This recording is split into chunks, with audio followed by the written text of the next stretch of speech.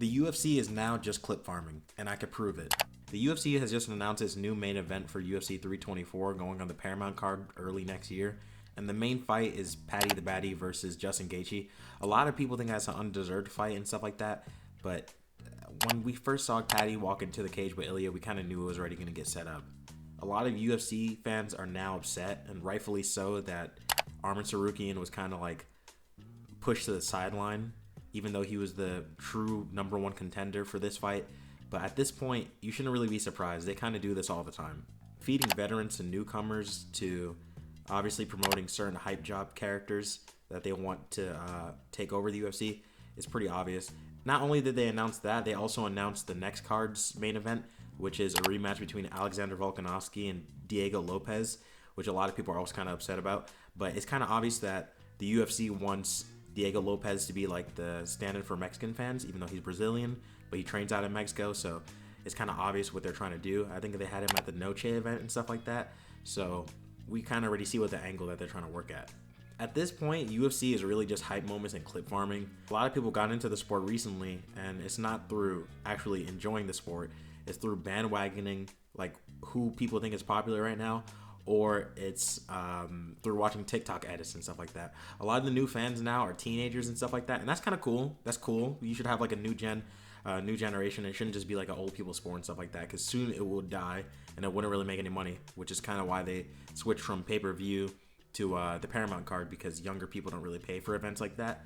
And the older generation of fans are kind of starting to either not pay as much or only show up for like the events in live form instead of actually paying for the events. I'm not sure.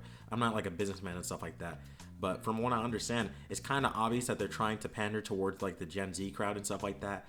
And a primary example is Sean O'Malley. I like Sean O'Malley. He's a good fighter, entertaining fighter, knockout artist, which is like a perfect fighter to kind of be the poster boy of the UFC.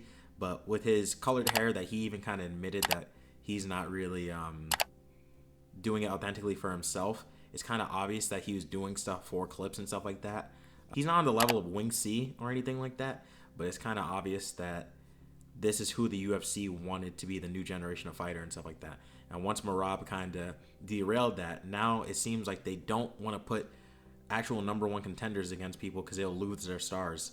And maybe that's a good thing, but I don't think so. I mean, if your star is really a star, then they could overcome the challenges and stuff like that. Like look at Alex Pereira. Whenever he fought, what the fuck was his name? Magomed Ankalaev, and lost unfortunately in a pretty close fight. And then he came back and he knocked him out. Obviously, it's not going to happen the same. Sean O'Malley they literally booked him the immediate rematch against Merab, and he lost and stuff like that. But it's kind of clear to see that they don't want to take the gamble anymore. They don't want to take the risk. They've done it many times, and all it's been doing is just making snooze matches, you know what I mean? And a lot of the times the UFC just wants like clips and stuff. Even like Happy Punch and stuff, tabloids on social media that post stuff. That's like their main promotion marketing now. They don't care about promoting it themselves. Dana White doesn't even do anything to promote it. They just use social media and other people to basically promote for them. Another reason why I think that UFC is just like clip farming and stuff like that is because the push for slap fight. I know that this has nothing to do with the UFC exactly. The only thing that has some type of conjunction with is Dana White being involved and stuff like that. But the way that Dana White was kind of hyping up slap fight is kind of what the excitement that he has for it is what he should have for the UFC. And the reason why is because he's kind of brain broken too. I mean, look, he hangs out with the Nelk boys and he fucking gambles all the time and stuff like that. It's been on this trajectory since day one. Yeah. Of growth. Not only is it unbelievable money-wise, it's been unbelievable as far as social media goes. We're number one in all of sports. This thing absolutely dominates. Dominates social media. So he's kind of like, oh, this new generation, they like this stuff. And to be honest, I kind of like this stuff too. So whenever he's actually making like a pretty decent fight that everybody gets excited for, you'll see him be like, oh, is that what everybody wanted? Are you guys happy now? And stuff like that. Something else I gotta say that also kind of supports what I'm saying here, like entirely, is the love for John Jones. John Jones is a alleged woman beater, alleged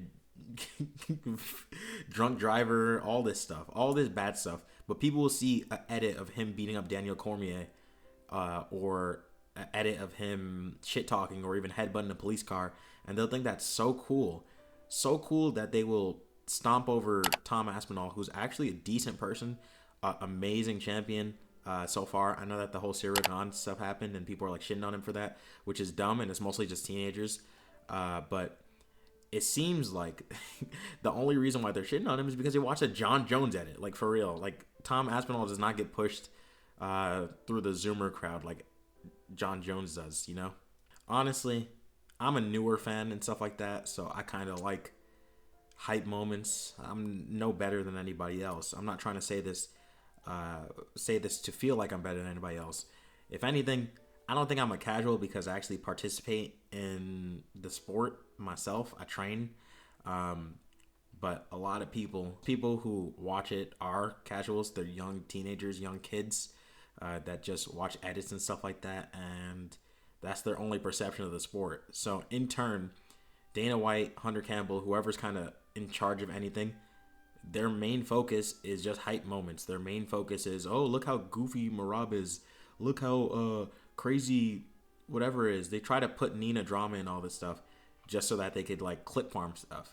And watch my fight on ESPN and pay-per-view. ESPN and pay-per-view. I knew I was gonna catch it. Oh my God, Alex Pereira sniffed Nina Drama's toes. Peak cinema, guys. That's what the sport needs. Honestly, if we're just being honest, the sport is entertainment, and we should kind of just accept that. And we don't have to enjoy everything that they do.